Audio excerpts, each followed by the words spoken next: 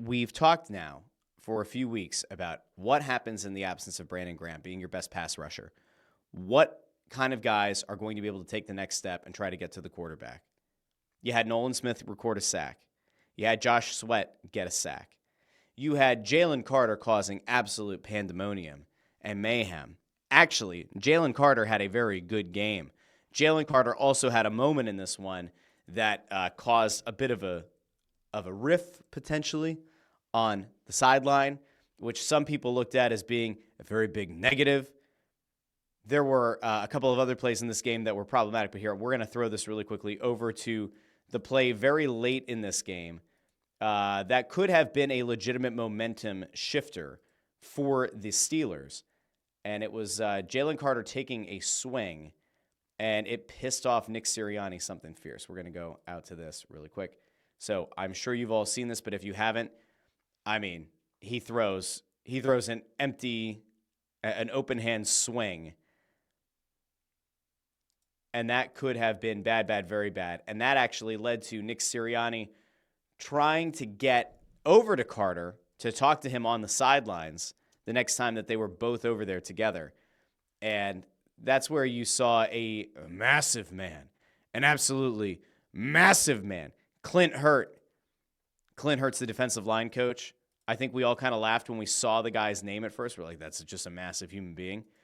But Clint Hurtt got in the way of Nick Sirianni, who apparently was trying to go up to Jalen Carter later on. Clint Hurtt gets in the way, appears to try to kind of calm him down. You got Big Dom in there.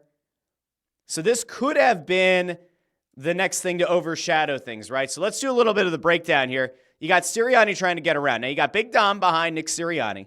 You've got Jalen Carter over here. There's his skull right there. There's Jalen Carter, big man. Clint Hurtt is an absolutely enormous human being. Looks like the mountain from Game of Thrones. Clint here will not let Sirianni around. It's bold, position coach, very bold. Then you start seeing this back and forth. Now, here's Big Dom with the hand. Now, this is a critical moment in this interaction. Is you see the hand here. Now, Milton Williams is over here as well, probably looking to keep some peace. But Big Dom puts the hand on the shoulder, reassures Sirianni that he's there to support him.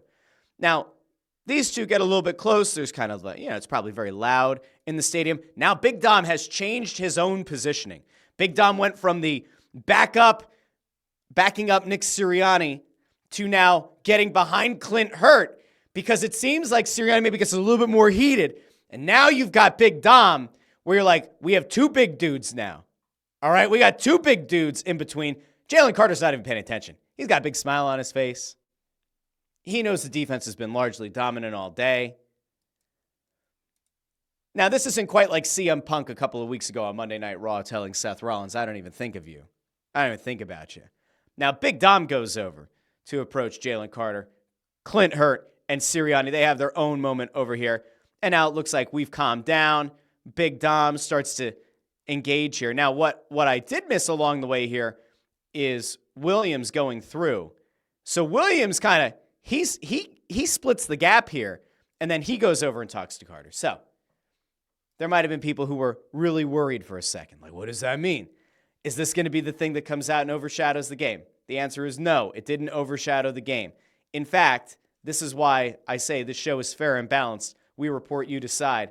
I'm going to show you exactly what happened because not everybody saw this, and I did see some people on the Twitter after the game that were freaking out about it. But just in case you didn't see, with 8 minutes and 11 seconds left in the game, Jalen Carter and Nick Sirianni hug it out on the sideline. So if you at any point, if you have a drunk uncle, if your dad, your father-in-law, somebody around you texts you this morning and says, do you think that's going to be the end of the Eagles? I want you to send them that screenshot. Let them know. They hugged it out. Everything was fine. This was almost really bad. Not really. Anyway, that's your moment away from the field that you go, oh shit, not again. Please don't let it happen again. Now, I've seen a lot of people saying that with Jalen Carter, these are the kind of plays that you just have to accept, the open hand smack. That he must have gotten himself into such a pissed off state. He was just seeing red and that was it. He's just going to listen, I am fine if Jalen Carter becomes a disciple of sorts of Ndamukong Suh. Okay? I don't want him to be a dirty player the way that Suh was perceived largely as a dirty player. I don't want to see Carter out stomping guys on the hand. But I don't mind Jalen Carter making those kind of plays as long as he can back it up, as long as he continues to collapse the pocket, as long as he continues to contribute in a significantly meaningful way and helps to lead this defense that once again held a team to 21 or fewer points.